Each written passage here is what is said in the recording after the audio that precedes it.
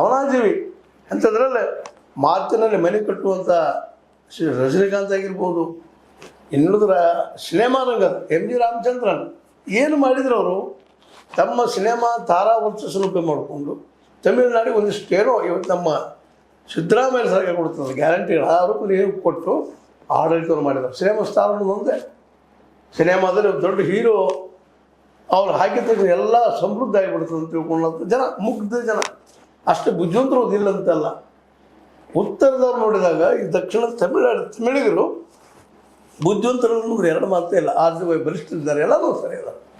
ಇಂಥ ಒಂದು ಸಂದರ್ಭದಲ್ಲೇ ಇಂಥ ಒಂದು ಭ್ರಷ್ಟಾಚಾರದ ಆರೋಪ ಹೊತ್ತಿರುವಂಥ DMK ಅಣ್ಣಾಡಿಎಂಕೆ ಎರಡೂ ಪಕ್ಷಗಳ ಹೆಡ್ ಆಗಿ ಒಪ್ತಾರ ರಜನಿಕಾಂತ್ ಅವರು. ಒಂದರಲ್ಲಿ ಒಪ್ಪಿದರೆ ನಿಜವಾಗಿಯೂ ಅವರ ರಾಜಕೀಯ ಭವಿಷ್ಯನ ಶೂನ್ಯ ಆಗುವುದಿಲ್ಲ, ಎರಡು ಮಾತಿಲ್ಲ. ಯಾಕಂದ್ರೆ ಇವರು ಮಾತು ಕೇಳೋರು ಯಾರು ಇಲ್ಲಲ್ಲೇ, ಇವರಿಂದ ಆಯ್ಕೆ ಆದವರಲ್ಲ ಅವರು ಶಾಸಕರು. DMK ಅಣ್ಣಾಡಿಎಂಕೆಯಿಂದ ಅಲ್ಲಿಯ ನಾಯಕರಿಂದ ಆಯ್ಕೆ ಆದವರು, ಅವ್ರ ಮಾತಿಗೆ ಉಭಯ ಅಂತಾರೆ ವಿನಃ ರಜನಿಕಾಂತ್ ಕ್ಯಾರೆ ಅನ್ನೋದಿಲ್ಲ ಅನ್ನುವಂಥ ಸತ್ಯ ಅವ್ರಿಗೆ ಗೊತ್ತಾರೆ. ಹೀಗಾಗಿ ರಜನಿಕಾಂತ್ ಮೋಸ್ಟ್ ಪ್ರಾಬಬ್ಲಿ ಬಂದಿರ್ಬೋದು, ಮಾತಾಡಿರ್ಬೋದು, ಸೇಮ್ ಆಗಿ ನಾವು ಸಪೋರ್ಟ್ ಮಾಡ್ತಾ ಬಂದಿರ್ಬೋದು, ಅವ್ರು ಒಪ್ತಾರಂತ ಅನಿಸ್ತದೆ. ಮತ್ತು ವಿಜಯ್ ಅವರಂತೂ ಈಗಾಗಲೇ ಅವರಲ್ಲಿ ಏನೋ ತಾತ್ವಿಕತೆ ಅದ, ಒಂದು ಸಿದ್ಧಾಂತಕ್ಕೆ ಬದ್ಧಿದೆ. ಇವತ್ತು ನೋಡಿ ಎಷ್ಟೋ ಒತ್ತಡ ಬಂದರು ಅವರು ಕಾಂಗ್ರೆಸ್ ಜೊತೆಗೆ ಗೆಳತನ ಮಾಡಿದ್ವಿ ವಿನಃ AIADMK ಜೊತೆ ಅಣ್ಣಾಡಿಎಂಕೆ ಜೊತೆ ಗೆಳತನ ಮಾಡಲಿಲ್ಲ ಅನ್ನೋದನ್ನು ಇಲ್ಲಿ ಗಮನಿಸಬೇಕಾಗಿದೆ.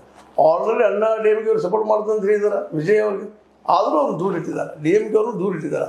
ಯಾಕೆ ಇಡೀ ಚುನಾವಣೆ ತುಂಬೆಲ್ಲ DMK ಅಣ್ಣಾಡಿಎಂಕೆ ಟೀಕೆ ಮಾಡಿದ್ದಾರೆ. ಅವ್ರ ಜೊತೆ ಒಮ್ಮೆ ಕಾಣಿಸ್ಕೊಂಡ್ರು ಜನ ಏನು ತಿಳ್ಕೊಂಡಾರು ಅನ್ನುವಂಥ ಭಯ ಭಕ್ತಿ ಅವ್ರಲ್ಲ ಜನರ ಪರವಾಗಿ.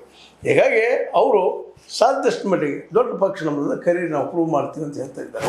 ಮತ್ತು 3-4 ಜನಕ್ಕೆ ಬೆನ್ನು ಹಚ್ಚಿದ್ದಾರೆ ಕಮ್ಯುನಿಸ್ಟ್ರಿಗೆ, ಅವ್ರು ಬರ್ಬೋದು ಹಿಂದಿಲ್ಲ. ಮತ್ತು ಅವರು ಈ ಹಿಂದೆ DMKಲಿ ಇದ್ದಂಥವ್ರು ಕಮ್ಯುನಿಸ್ಟ್ ಆಫೀಸ್ ಇಲ್ಲಿ ಬಂದು ಎಷ್ಟು ಮಟ್ಟಿಗೆ ಇವ್ರ ಜೊತೆಗೆ ಇರ್ತಾರೆ ಅನ್ನೋದು ಅಷ್ಟ ಪ್ರಶ್ನೆ ಆಗೋದು. ಎಲ್ಲ ನೆಲೆಗಟ್ಟಿನಲ್ಲಿ ಒಂದು ವಿಚಾರ ಏನು ಮಾಡ್ತಾ ಇದ್ದಾರಪ್ಪ, ಈ ಒಂದು ನಮ್ಮ ತಳಪತಿ ಇಲ್ಲ, ತಳಪತಿ ಅಂದರೆ ವಿಜಯ್ ಅವರು ಇದನ್ನು ಡಿಸಾಲ್ವ್ ಮಾಡಿ ನಾವು ಎಲ್ಲರೂ ರಾಜೀನಾಮೆ ಕೊಟ್ಟು ಇನ್ನೊಮ್ಮೆ ಎಲೆಕ್ಷನ್ ಮಾಡೋದು ಅಂತಂತ. ಒಂದು ವೇಳೆ ಹಂಗೆ ಆಯ್ತಪ್ಪ ಅಂತಂದ್ರೆ ಇದು ಭಾರತದ ಇತಿಹಾಸದಲ್ಲಿ ಒಂದು ದೊಡ್ಡ ಹೊಸ ಇತಿಹಾಸ ಬರೆಯುವಂಥದ್ದು. ಯಾಕೆಂದರೆ ಕಾಂಗ್ರೆಸ್ ಮತ್ತು